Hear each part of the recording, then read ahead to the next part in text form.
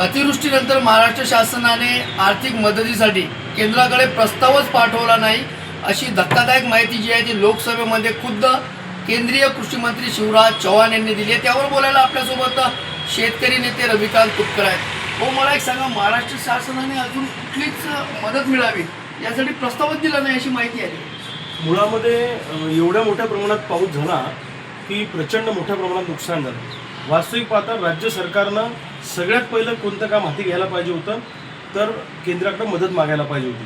पण हे दुर्दैव आहे की राज्य सरकार शेतकऱ्यांच्या प्रश्नावर गंभीर नाही, पूरग्रस्तांच्या प्रश्नावर गंभीर नाही। म्हणजे देशाच्या कृषी मंत्र्यांनी असं सांगावं की आमच्याकडे प्रस्तावच आला नाही, हे राज्य सरकारचं अपयश आहे आणि केंद्र सरकारचं अपयश आहे। महाराष्ट्रातला शेतकरी या सरकारच्या अजेंड्यावर कुठंच नाही असा त्याचा अर्थ आहे। आणि यांनी ज्या काही बाता मारल्या पूरग्रस्त भागामध्ये जाऊन त्या फक्त बोलाचाच भात आणि बोलाचीच कडी अशा पद्धतीनं लबाडाचा अवतन जेवल्याशिवाय खरं नाही अशी ती परिस्थिती आहे। आणि शेतकऱ्यांच्या जखमेवर मीठ चोळण्याचं काम राज्य सरकार आणि केंद्र सरकारने केलेलं आहे। पण शेतकऱ्यांना कुठेतरी वेठीस धरण्याचा हा प्रकार होतो। एकीकडे महाराष्ट्र सरकार बोलते की प्रस्ताव पाठवला, केंद्र म्हणते प्रस्ताव आला नाही, हे कळलंय कुठे म्हणजे काय? मग तो प्रस्ताव काय अमेरिकेच्या डोनाल्ड ट्रम्पकडे गेला का? तो प्रस्ताव गेला कुठं? याचा अर्थ असा आहे की शेतकरी यांच्या अजेंड्यावर नाही आणि शेतकऱ्यांच्या प्रश्नावर 0.1% सुद्धा हे सरकार गंभीर नाही, लक्षात ठेवा। म्हणजे बाकीच्या गोष्टींसाठी या सरकारला वेळ आहे, परंतु गावगाड्यातला सामान्य शेतकरी जो उद्ध्वस्त झाला त्या शेतकऱ्यासाठी वेळ नाही। यांनी ज्या काही निवडणुकीच्या दरम्यान थापा मारल्या, पूरग्रस्तांच्या निमित्तानं आले, अमित शहा इथं आले, त्यांनी जे काही भाषणं केले हे सगळं खोटं होतं असा त्याचा अर्थ आहे। आणि आज यांचा खरा चेहरा उघडा पडलेला आहे की हे शेतकऱ्यांच्या बाजूचे नाही। आम्ही वारंवार सांगतो की हे शेतकऱ्यांच्या बाजूचे नाही आहेत, हे शेतकऱ्यांच्या विरोधातलं आहे। आणि आज खऱ्या अर्थानं शिवराजसिंग चौहान यांनी आपल्याच सरकारला त्या ठिकाणी घरचा आहेर चढवलेला आहे। आणि केंद्र सरकार तर गंभीर नाहीच नाही, पण राज्य सरकार सुद्धा शेतकऱ्यांच्या विरोधात आहे।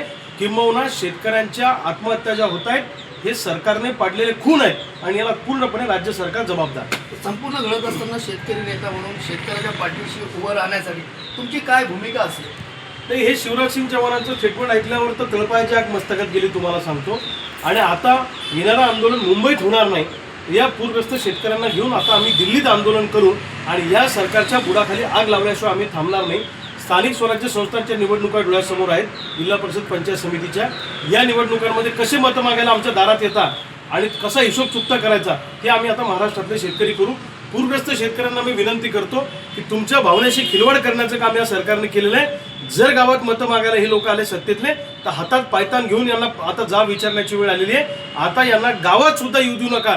जर एवढे हे अशा पद्धतीनं निष्ठुरपणे वागणार असतील तर यांना गावबंदी केल्याशिवाय आता पर्याय नाही।